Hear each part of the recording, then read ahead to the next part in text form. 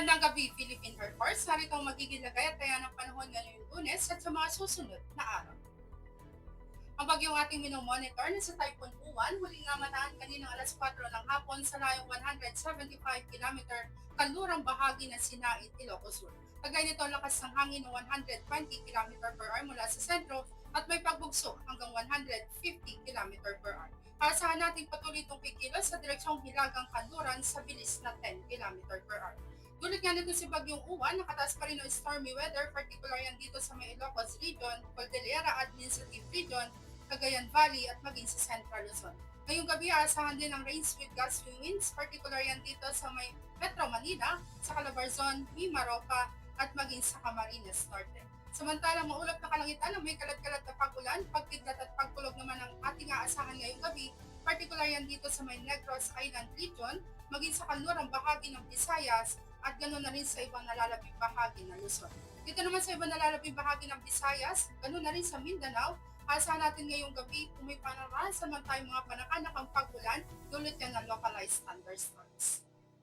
Para naman sa track and intensity forecast, itong si Bagyong Uwan, base sa inilabas ng pag-asa, may posibilidad na itong lumabas ang Philippine Area of Responsibility ngayong gabi hanggang bukas ng umaga at bukas patuloy itong kikilos ng pahilaga at sa araw ng Miyerkules, may posibilidad itong pumasok muli ng Philippine Area of Responsibility at mag-landfall dito sa may southwestern coast ng Taiwan at hanggang araw ng Webes, babaybayin ito ang Taiwan at base sa track ay may posibilidad na itong maging isang low pressure area pagsapit ng Biyernes. Tulad naman nito si Bagyong Uwan, naasahan natin nakataas pa rin ang tropical cyclone wind signal number 2, particular yan dito sa may Batanes, maging sa Cagayan including ang Babuyan Island, sa northwestern portion ng Isabela, maging sa Apayao, sa Abra at sa Calida. Aasahan din nakataas ang tropical cyclone wind signal number 2 dito sa may Mountain Province, maging sa Ifugao, sa Benguet, sa Ilocos Norte, ganoon na rin sa Ilocos Sur, sa La Union, sa western and central portion ng Pangasinan. Tropical cyclone wind signal number 1 naman ang aasahan natin dito sa ibang nalalabing bahagi ng Isabela, maging sa Quirino, sa Nueva Vizcaya, ibang nalalabing bahagi ng Pangasinan, sa Aurora, maging sa Nueva Ecija, sa ibang nalalabing bahagi ng Zambales, maging sa Bataan, sa Tarlac at sa Pampanga. Asahan din natin ang patuloy ng kataas ng tropical cyclone wind signal number 1 sa Bulacan, maging dito sa Metro Manila, sa Cavite, sa Laguna, sa Batangas at sa Rizal. Asahan din natin nakataas ang tropical cyclone wind signal number 1 sa Quezon, including ang Polillo Islands, sa Occidental Mindoro, including ang Lubang Islands.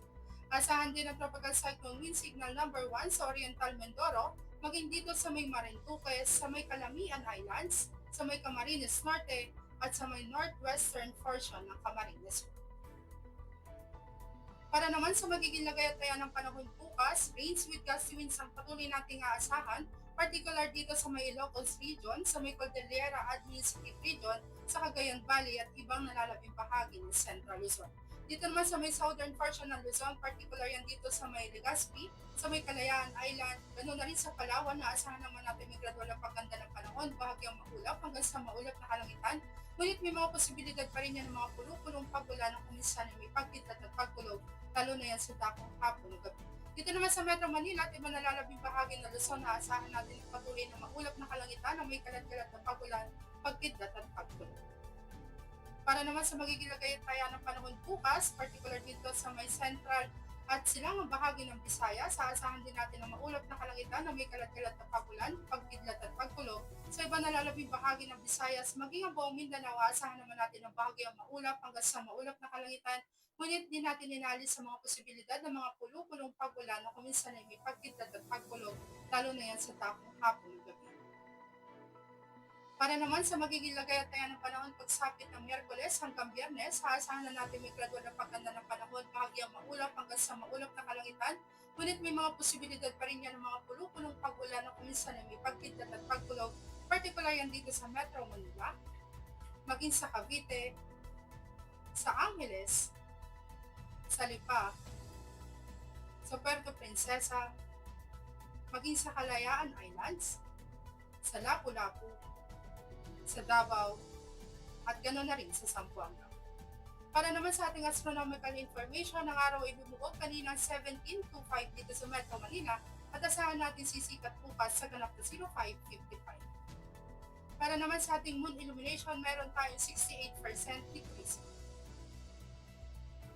At yan ang latest update natin sa weather. Para manatiling updated sa lagayan ng panahon, i-follow lamang ang Air Force Weather Center sa aming mga social media accounts.